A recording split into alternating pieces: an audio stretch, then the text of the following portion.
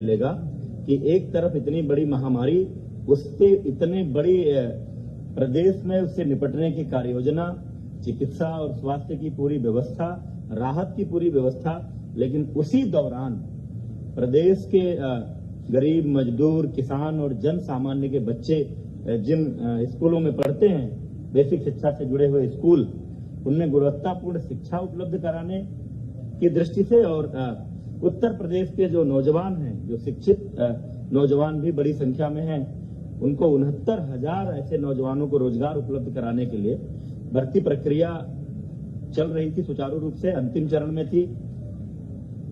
Counselling चल रही थी, 3 से 6 जून तक की काउंसलिंग के बाद नियुक्ति पत्र दिए जाने थे, लेकिन माननीय न्यायालय की लखनऊ खंडपीठ के एक आदेश के कारण वो प्रक्रिया तत्काल प्रभाव से स्थगित हुई। हम डबल बेंच में अपील में गए हैं, जैसा सुनवाई पूरी हो चुकी है, फैसला रिजर्व है, जैसा माननीय न्यायालय का आदेश होगा तदनुरूप कार्रवाई करेंगे। लेकिन इस बीच अनावश्यक राजनीति करते हुए प्रदेश के नौजवानों के संवरते हुए भविष्य से खिलवाड़ करते हुए इस पूरी भर्ती प्रक्रिया को बाधित करने की मंशा से भर्ती ना होने पाए, क्योंकि अपने आप में ऐतिहासिक घटना है, ऐसी परिस्थिति में भर्ती करना, ऐसा करने से योगी सरकार की संपूर्ण देश में एक अलग तरह की छवि बनने वाली है, बन रही है। उसको बाधित करने के लिए राजनीतिक मंशा से कई सारी बातें कही गई हैं, कई सारे आरोप लगाए गए हैं, कई प्रश्न आए हैं पब्लिक डोमेन में, मीडिया के माध्यम से भी, अन्य माध्यमों से भी। इसलिए हमने ये उचित समझा कि ऐसे प्रश्नों का उत्तर आप सभी के सामने सामूहिक रूप से आना चाहिए। उन्हीं बिंदुओं को लेकर आपके बीच एक तुरंत का ज्वलंत मामला इस सहायक शिक्षक भर्ती परीक्षा में प्रयागराज का एक विद्यालय जो उस भर्ती परीक्षा में केंद्र था, उस केंद्र उसके जो प्रबंधक और उससे जुड़े हुए एक गिरोह जो धोखाधड़ी के काम में लिप्त रहता है, उसको लेकर एक मामला आया था। मामला यह है कि राहुल नाम के शिकायतकर्ता ने मई 2020 में यह शिकायत दर्ज कराई कि फरवरी 20 में किसी ने उसको भर्ती करवाने के लिए। अब यहाँ यह बात उल्लेखनीय है कि परीक्षा हो चुकी थी 6 जनवरी 2019 को, परिणाम तैयार हो चुके थे, परिणाम घोषित भी हो चुका होता शायद इसके पहले, लेकिन माननीय न्यायालय द्वारा कट ऑफ के मामले पर स्थगन आदेश देने के कारण केवल परिणाम की घोषणा नहीं हुई थी। इस बीच इतने दिनों बाद जनवरी 19 के बाद मई 2020 में शिकायतकर्ता राहुल की शिकायत आई कि फरवरी 2020 में किसी ने उनको इस भर्ती करवाने के लिए इस भर्ती में पैसे लिए। तब तक परीक्षा संपन्न हो चुकी थी, परिणाम तैयार हो चुका था। मामला माननीय उच्च न्यायालय में लंबित होने के कारण केवल परिणाम की घोषणा नहीं हुई थी। इसलिए फरवरी 20 से मई 20 में किसी लेन देन के कारण परीक्षा के परिणाम पर प्रभाव नहीं पड़ने वाला था। परंतु फिर भी शिकायतकर्ता की शिकायत को गंभीरता से लेते हुए तत्काल प्रयागराज पुलिस ने कार्यवाही की और शिकायतकर्ता द्वारा दी गई सूचना के आधार पर डॉक्टर KL पटेल, जो किसी प्राथमिक स्वास्थ्य केंद्र में चिकित्सक हैं, संतोष कुमार बिंद जिसके लेखपाल होने की जानकारी आ रही है, तथा इनसे जुड़े हुए अन्य 11 लोगों को, कुछ को 6 जून को, कुछ को 8 जून को, कुल मिलाकर के 11 लोगों को गिरफ्तार किया गया। इनसे पूछताछ के आधार पर यह जानकारी मिली कि उक्त गिरोह चंद्रमा यादव, प्रबंधक, पंचम लाल आश्रम उच्चतर माध्यमिक विद्यालय प्रयागराज से 60 गांठ कर उक्त विद्यालय में परीक्षा देने वाले परीक्षार्थियों की गैर कानूनी ढंग से मदद करता है और उसके बदले धन वसूली करता है। उक्त जानकारी के आधार पर शासन ने उक्त मामले की गहन जांच और दोषियों के खिलाफ कड़ी कार्रवाई, और चूंकि किसी एक भर्ती केंद्र, परीक्षा केंद्र पर कई जिलों के अभ्यर्थी हो सकते हैं, इसलिए यह पूरा मामला STF को सौंप दिया गया है पूरी इस जांच के लिए कि क्या इस भर्ती परीक्षा केंद्र पर, इस सेंटर पर किसी तरह की कोई गड़बड़ी हुई है या उस गड़बड़ी का लाभ उठाकर कहीं किसी अभ्यर्थी को उसका लाभ तो नहीं मिला, उसके कारण परिणाम तो नहीं प्रभावित हुआ है, कोई मेरिट में तो नहीं आया। यदि जांच में यह प्रमाणित होता है कि कुछ अभ्यर्थियों ने गलत तरीके से अंक प्राप्त कर भर्ती परीक्षा उत्तीर्ण की है, तो उनको डिबार करेंगे। और अब तक की जांच पड़ताल के आधार पर उक्त परीक्षा केंद्र को भविष्य में होने वाली किसी भी भर्ती परीक्षा के लिए डिबार करके उसके प्रबंधक और अन्य संबंधित जो स्टाफ इसमें शामिल पाया जाएगा उसके खिलाफ कार्रवाई की जाएगी। इसी भर्ती परीक्षा में कतिपय लोगों द्वारा किसी सामान्य वर्ग की अभ्यर्थी जिसका सरनेम तिवारी है उनके ओबीसी कैटेगरी में चयन का भी आरोप लगाया गया है। इस संबंध में आप सब जानते हैं ये पूरी प्रक्रिया आवेदन की ऑनलाइन है।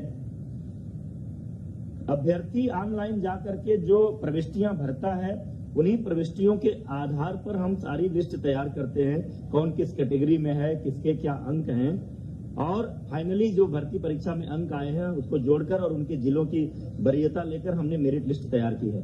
अभी किसी का डॉक्यूमेंट वेरिफिकेशन नहीं किया गया था।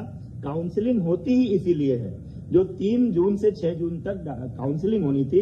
काउंसलिंग एग्जैक्टली डॉक्यूमेंट वेरिफिकेशन ही है, उसमें प्रमाण पत्रों की जांच होनी थी। और उसी में कोई व्यक्ति अगर लिखता है कि वो फला कैटेगरी में है, ओबीसी में है, एससी में है, एसटी में है या दिव्यांग में है, तो उसके सक्षम अधिकारी द्वारा प्रस्तुत प्रमाण पत्र वहां दिखाए जाने पर ही आरक्षण का लाभ मिलना है, अन्यथा नहीं मिलना है। यद्यपि कि कई ऐसे भी मामले आते हैं कि कुछ लोगों के सरनेम कुछ भी रहते हैं लेकिन वो किसी दूसरे संबंधित जाति से बिलोंग करते हैं, उसका प्रमाण पत्र उनके पास होता है। जैसे कोई गोसाई है अगर, और वो अगर तिवारी लिखता है, पाठक लिखता है, कोई टाइटल लिखता है, लेकिन मूलतः उसकी जाति अगर गोसाई दर्ज है तो चूंकि गोसाई जाति पिछड़ी जाति में आती है तो उसको उसका लाभ मिलेगा। लेकिन ये जो भी मामला है ये अंतिम रूप से अभ्यर्थी को लाभ तभी मिलेगा जब वो काउंसलिंग सेंटर पर उससे संबंधित प्रमाण पत्र प्रस्तुत करेंगे। इसलिए अभी किसी के लाभ मिल जाने का सवाल ही नहीं उठता है। कतिपय लोगों द्वारा आरक्षण की प्रक्रिया को लेकर भी सवाल खड़े किए गए हैं। कई बार ये बातें हो रही हैं। आप सब जानते हैं इस देश की पूरी विधि द्वारा स्थापित एक प्रक्रिया है। 50% सीटें किसी भी भर्ती परीक्षा में अनारक्षित होती हैं। 50% में ओबीसी, एससी, एसटी का अलग अलग आरक्षण है। 50% अनारक्षित सीटों पर मेरिट के आधार पर, चाहे वो जिस संवर्ग के लोग हों, चाहे वो ओबीसी हों, एससी हों, एसटी हों, जिनकी भी मेरिट ऊपर होती है वो सभी लोग इस अनारक्षित वर्ग में चयनित होते हैं। इस भर्ती में भी यही हुआ है। किसी को यह भ्रम नहीं होना चाहिए कि अनारक्षित वर्ग में केवल सामान्य जातियों के लोग भर्ती हुए हैं। अनारक्षित वर्ग में सामान्य जातियां भी हैं, ओबीसी भी हैं, एससी भी हैं, एसटी भी हैं। जिनके अंक आए हैं वो हैं इसमें। लेकिन माननीय उच्च न्यायालय का एक निर्णय था पोस्टिंग को लेकर के, जनपदों के आवंटन को लेकर के, कि भले ही कोई अपने अंकों के आधार पर ओबीसी या एससी अनारक्षित वर्ग की मेरिट में आ रहा है तो भी जब जनपद का आवंटन होगा तो उसको उसकी कैटेगरी में मानते हुए भी वो आवंटन किया जाएगा। क्योंकि सामान्यतः एक शिकायत होती थी कि कोई आदमी अपने नंबरों के आधार पर अनारक्षित में आ गया, यहाँ नीचे है, तो इस हिसाब से जनपद आवंटन होगा तो वो अपनी वरीयता का जनपद नहीं पाएगा। लेकिन अगर इसको इसकी कैटेगरी में ट्रीट किया जाए तो वहां वो अपनी कैटेगरी के आरक्षित लोगों से ऊपर जाएगा। निश्चित रूप से उसकी मेरिट ऊपर है तो उसकी च्वाइस को प्रायोरिटी देनी चाहिए। और ये कोई हमने नहीं तय किया है, ये माननीय उच्च न्यायालय का निर्णय है। उस निर्णय के आधार पर उत्तर प्रदेश लोक सेवा आयोग भी पदों के आवंटन में यही प्रक्रिया अपनाता है। हमने भी इसी प्रक्रिया को अपनाया है। भर्ती प्रक्रिया अंतिम चरण में थी, काउंसलिंग चल रही थी, ये मैंने बता दिया आपको। माननीय न्यायालय के स्थगन आदेश के कारण हमने काउंसलिंग रोकी है। हम डबल बेंच में अपील में गए थे, उसकी सुनवाई कल पूरी हो गई है। फैसला सुरक्षित है। जैसा निर्णय आएगा माननीय न्यायालय के निर्णय के अनुरूप हम उसमें आगे की कार्रवाई करेंगे। इसी संदर्भ में एक अपडेट माननीय सर्वोच्च न्यायालय से भी आई है कि आगे कोई डेट लगी थी, लेकिन इस बीच में कोई जो प्रतिवादी गण हैं उन्होंने कुछ रिप्रेजेंट किया है और बीच में किसी दूसरे माननीय न्यायमूर्ति ने उस मामले को एंटरटेन किया है।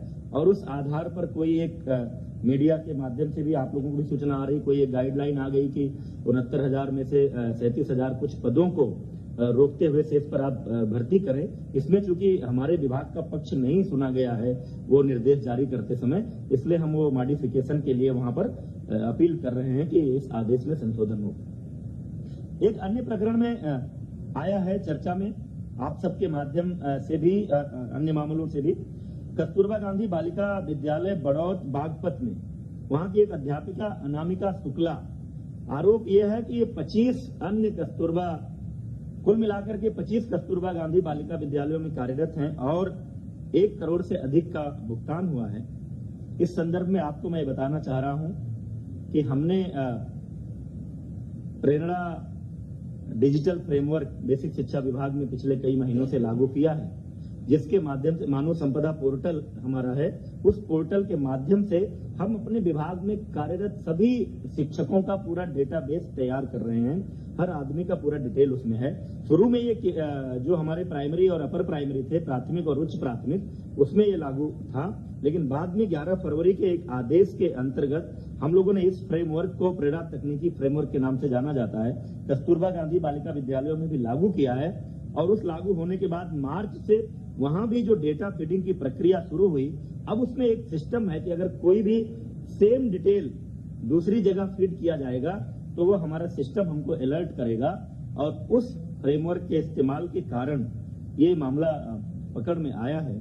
और जो जांच हुई है उस जांच में ये तथ्य सामने आया है कि बड़ौत, हर ब्लॉक में कस्तूरबा होता है, बागपत के बड़ौत ब्लॉक में जो कस्तूरबा गांधी बालिका विद्यालय है उसमें एक कार्यरत शिक्षिका अनामिका शुक्ला, जो एक पोस्टिंग वहां पर थी, उस बेस पर चूंकि पहला डेटा वहां मिला, उस बेस पर जो जांच की गई, 8 अन्य जनपदों के एक कस्तूरबा विद्यालयों में, यानी कुल 9 विद्यालय। ये जनपद है वाराणसी, अलीगढ़, कासगंज, अमेठी, रायबरेली, प्रयागराज, सहारनपुर तथा अंबेडकर नगर में पूर्णकालिक विज्ञान शिक्षकों की नियुक्ति हुई है। एक का डॉक्यूमेंट है, उस डॉक्यूमेंट का इस्तेमाल हुआ है। उस डॉक्यूमेंट का इस्तेमाल करके अन्य जगहों पर कोई और शिक्षिका अनामिका शुक्ला के नाम से गई है, उस पर नियुक्ति हुई है, ये बात सामने आई है। लेकिन कई जगहों पर योगदान नहीं किया, वहां जाकर के ज्वाइन नहीं किया, कई जगहों पर ज्वाइन करने के बाद लगातार अनुपस्थित है। तो कुल मिलाकर 6 विद्यालयों के माध्यम से अनामिका शुक्ला के डॉक्यूमेंट पर नियुक्त हुई शिक्षिकाओं को 12,24,700 रुपए का भुगतान हुआ है। उक्त मामले की अभी तक की जांच की स्थिति आई है, कहीं और इनके होने का जानकारी नहीं मिली है। पुलिस ने एक शिक्षिका को गिरफ्तार भी किया है, कासगंज में वो त्यागपत्र देने गई थी। 12,24,700 एग्जैक्टली जो अनामिका शुक्ला है वो अभी पुलिस की गिरफ्त में नहीं है। लेकिन साथ ही हम लोगों ने पूरे प्रदेश के 746 कस्तूरबा गांधी बालिका विद्यालयों में लगभग 5,000 शिक्षक और शिक्षिकाओं के डॉक्यूमेंट के वेरिफिकेशन, उनके अभिलेखों की जांच, उनका आधार कार्ड और उनके पहचान पत्र, इन सब की जांच का आदेश दे दिया है, ताकि कहीं और कोई ऐसा मामला हो तो वो भी पकड़ में आ जाए और भविष्य में इस तरह का ना हो। क्योंकि ये नियुक्तियां जिला स्तर पर होती हैं, डाइट प्रिंसिपल की अध्यक्षता में एक कमेटी होती है, उसमें बीएससी होते हैं, एक मनोवैज्ञानिक विशेषज्ञ होते हैं, एक डीएम के नामिनी होते हैं। संविदा पर ये नियुक्ति होती है 1 वर्ष के लिए। हर जिला स्तर से कोई केंद्रीय नियुक्ति की इसमें व्यवस्था नहीं है, लेकिन आगे से ये फुल प्रूफ व्यवस्था ये इसको करने जा रहे हैं ताकि इस तरह की कोई बात ना होने पाए। अंत में एक बात मैं जरूर कहना चाहता हूं, उत्तर प्रदेश की योगी सरकार भ्रष्टाचार के प्रति जीरो टॉलरेंस की नीति पर काम कर रही है। हमारे सामने, हमारी सरकार में कभी भी, जब भी योगी सरकार के सामने किसी भी क्षेत्र में, किसी भी मुद्दे पर कोई भ्रष्टाचार की शिकायत आई तो सरकार ने ऐसे किसी विषय को दबाने छिपाने की कोशिश नहीं की। तुरंत ही सक्षम अधिकारियों को ऐसे मामलों की जांच सौंपी जाती है और उस जांच के परिणाम के आधार पर दोषी व्यक्तियों के खिलाफ कार्रवाई की जाती है। पिछले सरकारों के समय में जो हमारे उच्च प्राथमिक जो विद्यालयों में नियुक्तियां हुई थी, योगी सरकार के आते ही माननीय मुख्यमंत्री जी के संज्ञान में यह विषय आया कि कुछ संख्या में फर्जी शिक्षकों की नियुक्तियां हुई हैं। तुरंत ही ऐसे शिक्षकों की जांच करने और उनको बाहर करने के लिए माननीय मुख्यमंत्री जी के आदेशानुसार एसआईटी को और एसटीएफ को अलग अलग मामलों की जांच सौंपी गई और उसका परिणाम ये रहा कि एक बार 775 शिक्षकों की सेवा समाप्ति की गई।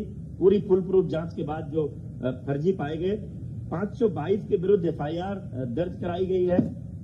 23 अध्यापकों के विरुद्ध नियमानुसार कार्यवाही गतिमान है, क्योंकि एक स्थापित प्रक्रिया है। नोटिस देते हैं, उनको अपना पक्ष रखने का मौका देते हैं ताकि वो न्यायालय में भी जाएं अगर तो हमारी कार्यवाही पुष्ट हो।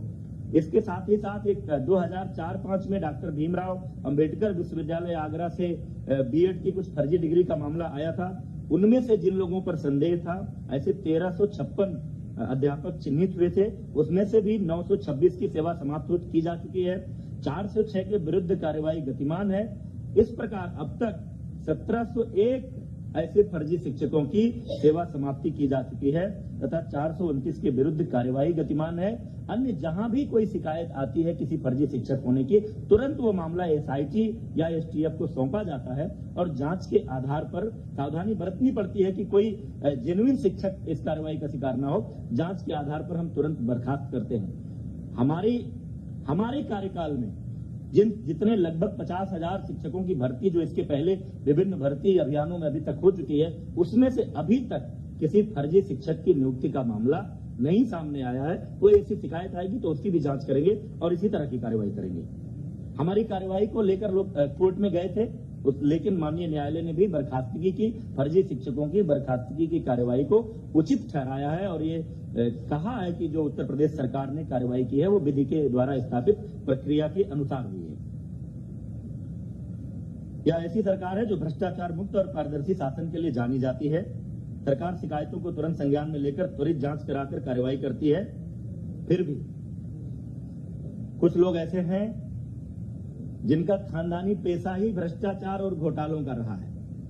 उनका पूरा इतिहास भ्रष्टाचार का, घोटालों का रहा है, तो वो उनकी कल्पना में नहीं है कि इतनी बड़ी कोई भर्ती या इतनी बड़ी संख्या में रोजगार देने का अभियान ये बिना भ्रष्टाचार के कैसे हो सकता है। क्योंकि स्वाभाविक है कि जिसका अपना जो ट्रैक रिकॉर्ड रहता है, जिसका अपना जो स्वभाव रहता है, आदमी उसी आधार पर सोचता है। इसके पूरी भर्ती, मैं एक आरोप लगाना चाहता हूं, पूरी भर्ती प्रक्रिया को डिरेल करने के लिए योगी सरकार को इस बात का श्रेय न मिले कि जिस तरह से कोरोना के कारण उत्पन्न हुई महामारी में पूरे प्रदेश की 23 करोड़ से ऊपर की जनसंख्या को एक एक व्यक्ति को भोजन मिले, राशन मिले, जीवन निर्वाह भत्ते के रूप में 1,000 रुपया जो पात्र व्यक्ति हैं उनको मिले, साथ ही 1,500 से अधिक ट्रेनों को लगा करके जिस तरह से लगभग 30 लाख प्रवासियों को प्रदेश में लाया गया, फिर उनकी स्किल मैपिंग हो रही है, उनको भी राशन और निर्वाह का भत्ता दिया जा रहा है और आगे उनको भी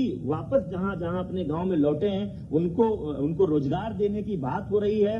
सबके जीवन निर्वाह की व्यवस्था का प्रयास हो रहा है। ऐसे में इन परिस्थितियों में इतनी बड़ी भर्ती अभियान ये सफल ना होने पाए, इसको लेकर कुछ लोगों ने एक राजनीतिक अभियान चलाया है और तमाम सारे ऐसे प्रयास किए हैं। उनको रास नहीं आ रहा है कि उत्तर प्रदेश के नौजवानों का भविष्य कैसे संवर रहा है, योगी सरकार को यह यश कैसे मिले। इसको लेकर तमाम लोग शुरू से, जब से माननीय न्यायालय का फैसला आया, हमने आंसर की जारी किया, हमने रिजल्ट जारी किया, सोशल मीडिया के माध्यम से तमाम तरह का भ्रम फैलाने की कोशिश की गई, अभ्यर्थियों को उद्वेलित करने की कोशिश की गई, अव्यवस्था पैदा करने की कोशिश की गई, लेकिन सरकार ने पूरी तत्परता, पूरी तन्मयता और पूरी कुशलता के साथ इस भर्ती प्रक्रिया को आगे बढ़ाया है। माननीय उच्च न्यायालय, माननीय सर्वोच्च न्यायालय में कुछ लोग गए हैं, उनका अधिकार है। जैसा माननीय उच्च न्यायालय का और माननीय सर्वोच्च न्यायालय का आदेश आएगा उस अनुरूप हम इस कार्रवाई को पूरी करेंगे। योगी सरकार की मंशा ये है कि ये भर्ती प्रक्रिया यथाशीघ्र कुशलतापूर्वक पूरी हो,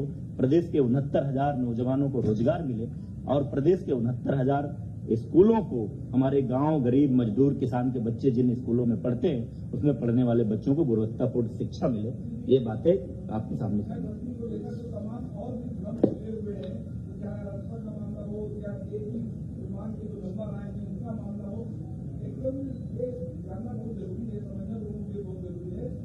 हाईकोर्ट में जो मामला है क्या वो इन सब बातों को लेकर है या फिर और जो मेरी मिली है वो मुद्दों को लेकर नहीं या और नहीं। माननीय उच्च न्यायालय लखनऊ के सामने जो मामला गया था, लखनऊ खंडपीठ के सामने, जिस पर काउंसलिंग स्टे हुआ, वो मामला कुछ प्रश्नों को लेकर गया था कि कुछ अभ्यर्थियों को ये था कि जिन प्रश्नों के उत्तर हमारा जो परीक्षा नियामक प्राधिकरण है उसकी जो विशेषज्ञ समिति ने जो उत्तर तय किए हैं, जिस आधार पर हमारा रिजल्ट बना है, उनको उस पर आपत्ति थी कि इसका उत्तर ये नहीं कुछ और है। उसको लेकर के जो सिंगल बेंच ने एक फैसला दिया था कि यूजीसी एक विशेषज्ञ समिति बनाए और वो समिति ये तय करे कि इन प्रश्नों के उत्तर क्या होंगे। तो चूंकि उस निर्णय के खिलाफ हम डबल बेंच पे हमने अपील की है, सुनवाई कल पूरी हो गई है, फैसला सुरक्षित है। डबल बेंच का जैसा निर्णय आएगा उसके बाद ही हम उस बात पर निर्णय ले पाएंगे।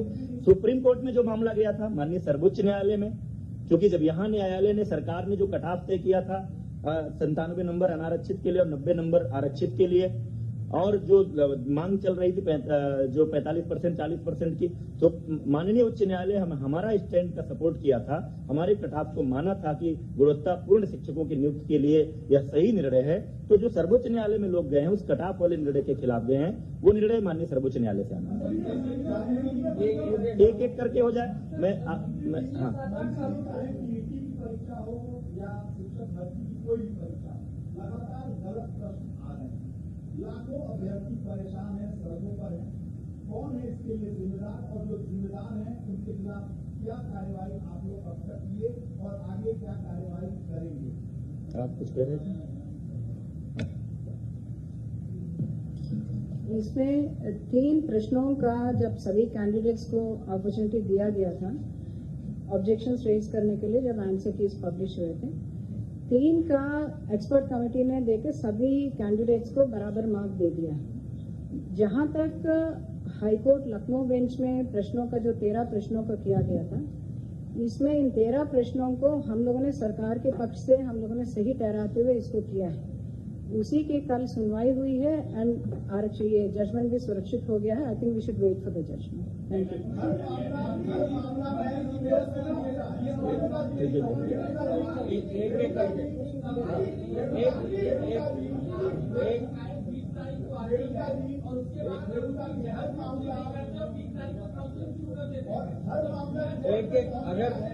एक एक करके अगर बात नहीं करेंगे तो फिर आ नहीं पाएगा। प्रेमचंद, या ऐसा कर सकते हैं कि प्रश्न आ जाए सबके, फिर एक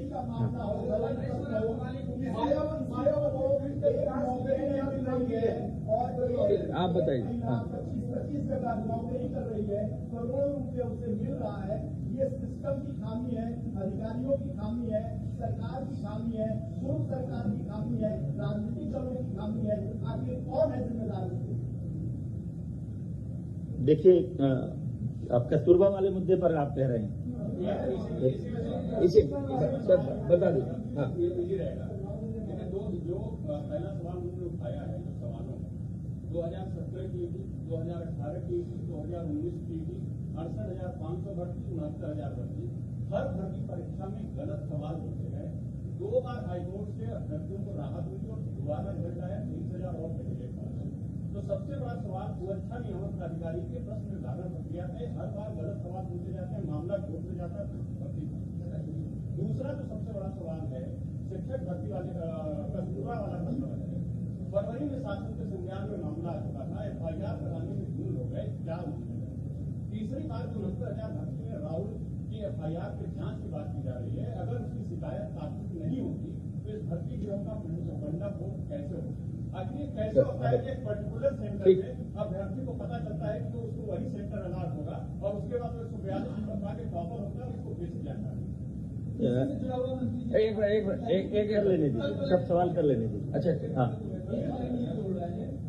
तमाम सवाल ऐसे पूछे गए कि किसी परीक्षा में तो बात आ गई ना, सवालों की बात आ गई, सवालों की बात आ गई।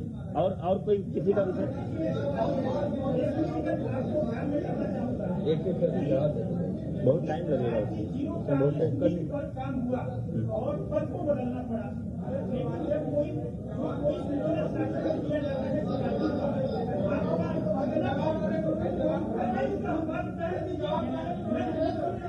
नहीं कर पाएंगे आप। बस 1 मिनट। भ्रष्टाचार है, उसकी बड़ी लंबी प्रक्रिया हो जाती है, लेकिन वो टेबल पे जाते जाते बाबू जो होता है वहाँ का कोई वो दबा देता है। और आपका ये विषय बाबू के टेबल का नहीं है। अभी तो जो बात कर रहे हैं लोग, देखिए सर, आप जवाब दें। एक मिनट विजय आप जवाब दे दें। ये कस्तूरबा वाला जो विषय है वो हम कब से वो छानबीन कर रहे हैं, किस तरह से वो एक विषय कस्तूरबा वाला रख दीजिए।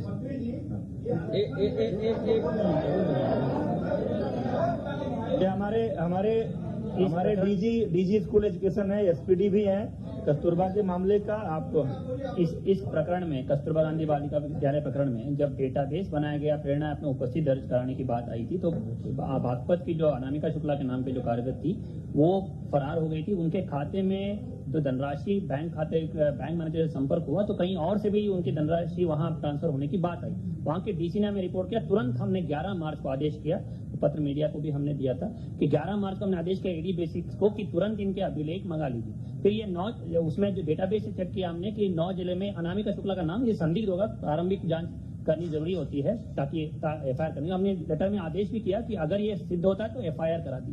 फिर लॉकडाउन हो गया, ये लोग लगातार फोन स्विच ऑफ करते रहे, स्कूल बंद हो गए, हम अभिलेख तलब नहीं कर पाए। फिर जब अभी हमने आदेश किया कि कस्तूरबा गांधी बालिका विद्यालयों में तैयारी के लिए टीचर्स आएंगे और फिर एडी बेसिस को 26 मई को दोबारा आदेश किया हमने कि आप तुरंत इसको दिखवा लीजिएगा, डेटाबेस में इनका नाम कॉमन आ रहा है और ऐसी सूचना मिली है कि बागपत में ये फरार थी, अनामिका शुक्ला, ये डिटेल्स हैं, इसको चेक करा लीजिए। एडी बेसिक्स ने जांच कराई, बीएसएस को नोटिस दिया, अभिलेख तलब किए, फिर उसके बाद ये पता चला कि इस तरह इसी नाम से अलग जगह है और उसके बाद तुरंत हमने आदेश किया कि हर जनपद में अभिलेखों को तलब किया जाए, आधार नंबर चेक किया जाए, पहचान पत्र चेक किया जाए और उसमें 100% सभी अभिलेखों सत्यापन हो। यही इस प्रकरण में यही बात हुई थी। और जहां तक एक मिनट कंप्लीट कर दूं, बोलने दीजिए ना। इसके साथ ही हम जो सभी 5 लाख से अधिक शिक्षक जो हैं उन सबकी मानव संपदा पोर्टल पर सारे अधिष्ठान संबंधी, चाहे वो उनकी सर्विस बुक्स हो, अवकाश स्वीकृति और आवेदन हो, प्रशिक्षण हो, एनुअल कॉन्फिडेंशियल रिपोर्ट जो उनकी होती है, वार्षिक प्रविष्टि, स्थानांतरण प्रस्तापन, हर एक चीज ऑनलाइन प्रक्रिया करने की प्रक्रिया संपूर्ण की गई थी। माननीय मुख्यमंत्री ने 4 सितंबर पिछले साल उसको लॉन्च किया था और 100% इसको लाइव किया गया है और इसका सत्यापन टीचर को हमने ऐप दिया कि स्वयं सत्यापित कराइए और उसमें प्रमाणित कराइए और हमने डेडलाइन भी दिया था कि 15 जून अंतिम तिथि है कि इस पीरियड में आप अगर उसमें रिकॉर्ड्स में ये नहीं करते हैं तो ये माना जाएगा कि आप स्वयं जिम्मेदार है उसके लिए और उसके बाद इसका 100% हम लोग सत्यापन करने की प्रक्रिया लागू किए थे और इसी तरह हम कोशिश कर रहे हैं कि इस तरह जो भी फर्जी टीचर उसमें है डेटाबेस से उसको हम लोग पकड़ लें और उत्तरदायित्व निर्धारित करें। बोलने दो, कोई एक नौकरी नहीं पा रहा है, लाखों लोग टहल रहे हैं और ऐसे में एक महिला 25 जगह नौकरी कर रही है। ये किसका फेल्योर है? सिस्टम का फेल्योर है, अधिकारियों का फेल्योर है। इसको एक मिनट विजय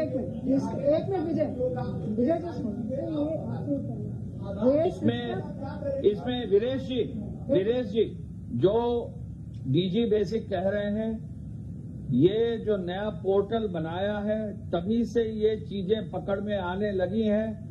अगर लॉकडाउन नहीं होता तो 15 जून तक आ गया होता। आपको खुद माननीय मुख्यमंत्री जी ने आपको बताया कि अब तक जो है 1701 फर्जी शिक्षक पकड़े गए। ये आज से नहीं, कई समय से हैं और सरकार कटिबद्ध है, शिक्षा विभाग कटिबद्ध है, हर हालत में इसको कर देंगे। लॉकडाउन नहीं होता तो 15 जून तक ये लाइव हो गया होता। चूंकि ये सब प्रक्रिया शुरू हो गई है तो ये कार्रवाई की जा रही है। इस मामले में एक चूक ये थी कि मार्च में जब कार्रवाई होनी थी तब हो गई होती।